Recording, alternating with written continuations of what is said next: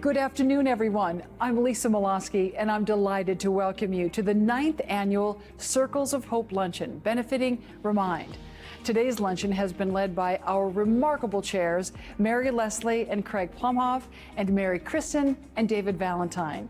Please join me in thanking them for their gracious support and leadership in planning this virtual luncheon, which, as you can imagine, had many moving parts. And the person who has been leading the charge for Remind throughout the past few months of unbelievable change in our city and the world is Remind Executive Director Jennifer Leal. Jennifer has been working tirelessly to make sure Remind services are available to those in need. Jennifer? Thank you, Lisa. And I want to personally thank each of you for joining us in this unique setting today, and hope this finds each of you safe and healthy.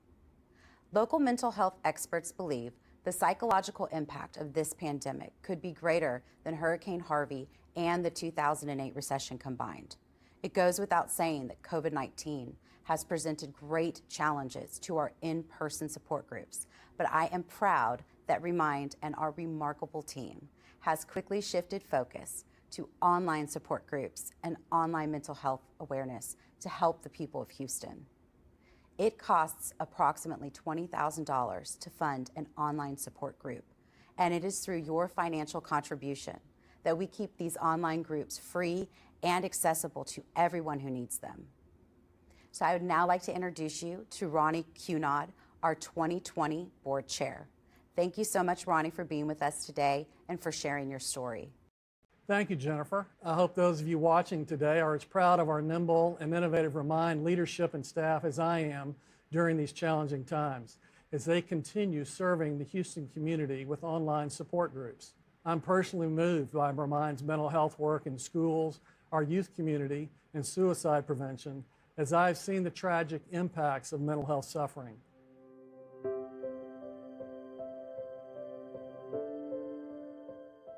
My son Grayson took his life 13 years ago on his first day of high school, just a couple of weeks shy of his 15th birthday. His death was out of left field, viciously devastating to our family, and our grief trail has been long and steep. No one wants to be a member of the club we're in. However, we have found healing by sharing our story and supporting organizations like Remind on the front lines of suicide prevention with children, teens, and adults.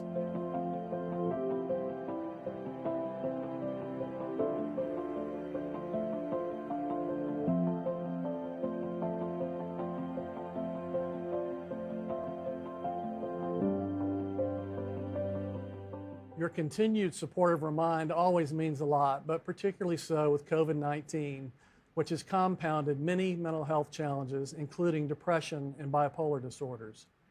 Remind's mission is to provide some peace on a tough trail, and that's rewarding, especially when we're ascending the hills together.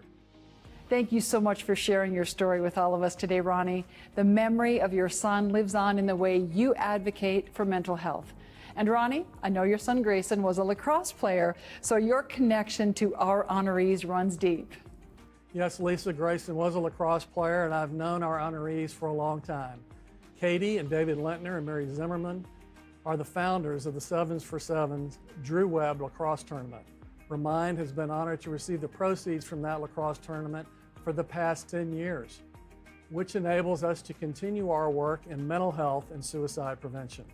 The exposure this tournament has provided Remind in suicide awareness has been crucial to the youth who participate every year, reminding them that mental health issues are very real and should be taken seriously.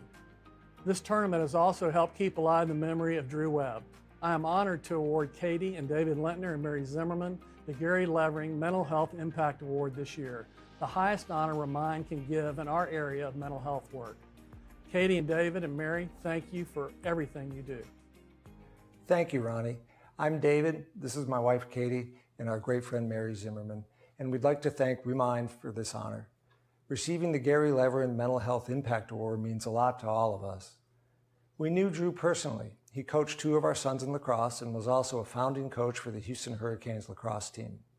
He was a remarkable young man who was also an amazing lacrosse player, mentor, and coach.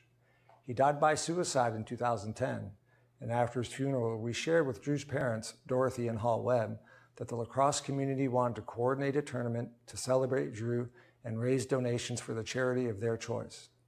Dorothy and Hall appreciated the idea and chose Remind Depression and Bipolar Support.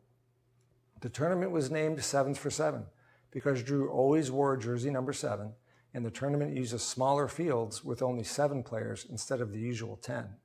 Over the years, we are thrilled that close to $300,000 has been raised for Remind, thanks to the lacrosse community and a small group of dedicated volunteers who support the work Remind does for depression and bipolar disorders. We look forward to continuing to carry on Drew's memory and supporting Remind for many years to come. Thank you for this honor, especially during a time when mental health is more important than ever. Thank you. Thank you. Thank you, David, Katie, and Mary, for your support of Remind. It's now my honor to introduce our keynote speaker, Eric Hipple.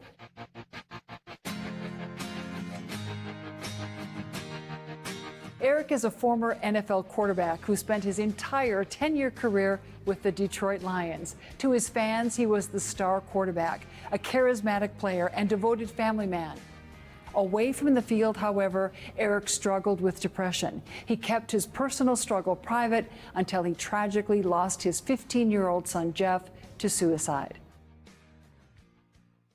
Ladies and gentlemen, please welcome Eric Hipple. Eric, thanks for being here today. Thank you, Lisa. It's a pleasure and an honor. Thank you. Eric, since your son's death, you have devoted your life to breaking the stigma surrounding mental health issues. But long before that, you had your own brush with death. It was back in 1997. It's a difficult time for me, and I'd made the transition out of football, and transitions are difficult. Loss of self, and what do I do next? And I've never faced that before. But I started a business, and it was actually doing really, really well. I was learning along the way. But the business struggled when I lost my carrier, and when that happened, I started kind of falling apart. Fell into this depression. Didn't feel good. Wasn't going to work. Wasn't getting up and things. I just felt like, And part of it was, is this it? Is this how life is going to be? And that little struggle. But so my wife was going to drive me to the airport because I had a business trip to take. And as we got closer and closer to the airport, just this dread started falling over me. I just felt like I can't do this. And so I picked up a napkin and I wrote, I'm sorry, I love you. And I handed it to her, and I jumped out of the car. And we were going 75 miles an hour when I jumped out. Hit the pavement. I don't remember any of this, but what they told me afterwards, I hit the pavement and I just tumbled, and the car swerved. I didn't get run over. But I was a bloody mess laying over on the side of the highway, and my wife was, frantic and in shock somewhat, like what just happened. I woke up in the hospital and I was all bandaged up. They'd already done surgery on me. And my parents had flown in from California. This was in Michigan. And they were sitting at the foot of my bed. And there's a psychiatrist and my wife that were in this room. And as I come to, start coming out of it, I'm listening to the psychiatrist talk to my parents and my wife on how they can put me in the inpatient ward and get a good evaluation and start treatment. And stigma is so tough that is not going to happen. Nope, there's nothing wrong with me. I am fine. And it was kind of comical because here I'm saying I'm fine, all bandaged up, there's nothing wrong with me. And I think even the psychiatrist said, you just jumped out of a car, And I said, yeah, but that's over now. I'm fine, that's over with. And so in my mind, I put it aside and just forget about it. And so the story never really came out that I jumped out of this car. It was, the story was I fell out of the car because that's what we told, that's what we told the press and the media. And from the outside, people didn't really see that because I presented myself and, always jovial and always happy and gregarious and let's go. They didn't ever see the dark side. You struggled for a while. I struggled, but, I just tried to just keep moving forward. And I thought, well, that was the answer to it. I'll just work hard and work forward, and not deal with it. Don't let it catch up to me again. And the trouble with that was, of course, that you don't learn anything. And I never really found out what was going on with me. Never had a treatment. I was just, that's how I'm going to deal with it. But I didn't learn anything. And that put me in a really tough position to when my son started going through his troubles. It's tragic that you had to learn through your son's death how to get help. But was that the turning point for you? Almost. Okay. What it really did was when I was standing in the morgue and looking at his body, and it wasn't pretty, but looking at him, this sense of, I can't live with this. There's no way. And I really thought about death then, but I know now that I can't take my life, because when I jumped out of that car, it was, I was doing everybody a favor. That's how you feel, right? Like a burden, and I'm dragging them down and I'm worthless. And so I'll just remove myself and they'll be better off without me. But I know it's not true now, because here I'm feeling this pain from his death, and I'm sure he felt the same way. Didn't want to be a burden. And so now I'm carrying that. So I thought the only way to get past through this stuff was just to self-medicate. And I had the tools for it, and alcohol became, probably the biggest thing, but I also could get, pain pills. I could also get, muscle relaxers and those things like that, so anything I get my hands on, really, just to be numb, because, I can't face this. It wasn't until I got picked up on a DUI and actually, had to face that issue. And so I actually, a few days in jail, decided I don't want this. And so I actually was invited to a Luncheon Learn. I was doing a charity function for a suicide prevention function, almost kind of like this, right? And somebody walked up and they gave me a card, and it was the head of psychiatry for University of Michigan, and they invited me to a Luncheon Learn. And thank God for outreach, right? Because I knew nothing about Luncheon Learns except for lunch. So I'm gonna go have lunch, and this is kind of cool, and I meet these people. But when the doctors got up and started talking about the signs of depression, the brain illness, the chemical changes that goes on, and my jaw hit the ground, and I was actually upset. I was mad, because why don't I know this stuff? In fact, why do you know it and not telling anybody? And so I stuck around afterwards and just engaged and wanted more answers, because it gave me answers not only for what happened to Jeff and maybe what happened to me, but also went back and gave me the answers of what my mom went through when my dad would say she's not coming out of her room, she's having one of her spells. What happened to me when in college, when I missed a whole quarter because I couldn't really get out of bed, so my grades got to the point where I wasn't eligible, and so I had to scramble in summer school to get my grades back up to play. So here were some answers, and that somewhat changed my life as far as getting treatment, and then they hired me as an outreach person to go out and try and lift the stigma, so people will talk and will discuss this stuff and seek help when they need it. It's a remarkable story, and you spent so much of your life in the spotlight. So for the Lions, you set up a peer-to-peer group, and that's a lot like what Remind does. Why are those support groups so important? I am so happy with what Remind does, because the work that I put in place for our alumni is about transition, about going through, but who do you talk to? And so we have a group of people, 8 guys, players, that are trained to do outreach, to call our guys, right? And to lead it to them, and then that way we're connecting. And so peers can be anything. Happen to be, we're peers in football because we all have that shared experience of playing that game. And so we start off with that stuff. But peers can also be maybe a group of friends. It can be a group that you work with, so your peer group there. It can be somebody going through a similar circumstance, so maybe somebody in recovery, maybe somebody who's struggling with depression. Those are all peer groups. And the way to get to some of those answers, and where you feel free enough to talk about some of those things and get, to get down to it, and is in that peer setting, to where they get me. I'm not alone in this, and I get a chance to discuss this, and together maybe we have some collective, understanding of hey, I'm not alone. I can get through this because I got support going on here. But I'm also being facilitated with somebody that knows the way and can help us facilitate that direction. Eric, it seems remarkable what you've done and how your life has changed. You're clearly as passionate about this as you were about football. Do you think the stigma is changing? Do you think that a player now, would be more willing to come forward, or just someone out in our community? I do. I think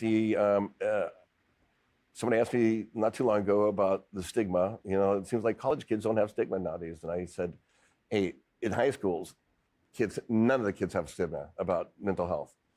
The problem is, what do they do about it? And so when you say, hey, just go get treatment, that's not the easiest thing to do. You've got insurance issues. You've also got deductibles. You also have, some people have no insurance. and just trying to find a therapist, it might take 3 months before you get an appointment. I mean, so those are the difficulty things. That's where the stigma is, that we don't have enough support out there. And so groups like, that Remind has, it fills a really important gap in that too, which means I can actually talk to somebody now, even though my appointment might be a couple months down the road, or if I had my appointment, before I go on my next one, I've got a chance to go discuss some of this stuff. And so I call it like mini triage, you know what I mean? So these little things that knock us off balance and stuff, might be normal, but we don't know that if we're suffering, right? And so why not talk to somebody that's part of your peer and get some of those answers? And yeah, I am passionate about it, yeah. So Eric, as we wrap things up, how can communities help themselves, in your opinion? Well, I think communities can just take one notch up on their understanding of what mental health is. And I'm going to give you a definition, one that I really like, okay, which is it has nothing to do with a diagnosis, okay? It is a sense of well-being on who you are. And I say that because I know people do have a diagnosis, but they take really good care of themselves and they're really mentally healthy. They make good decisions. They also can be productive. They can also be part of their community, and they have some control of their life. But I also know people that don't have a diagnosis that aren't doing very well. And it's because they don't take care of themselves. And so to me, that's not very mentally healthy. And so I'd rather say it's a sense of well-being on who you are. And it's about upping our game a little bit on what that means and not quitting until you get that. And that means if we have support groups where people are learning about this and also how to share and how to talk about this stuff, they're upping their game. And that means they can go out to the community too and be able to share with somebody else. And I think by doing that, a community can actually raise their level of understanding and level of commitment to mental health and also their awareness. Eric, final thoughts? Yes, I'd like to reiterate how important it is to support groups like Remind. They offer free services. That's free support groups to those that need, or maybe those that can help. And I think that's a really important piece in the time like we're going through right now, this chaos and stuff that's going on and the unknown, which can be very, very stressful, is to have a place for them to go. And I commend Remind for doing that. And I'm happy to be here. Thank you very much.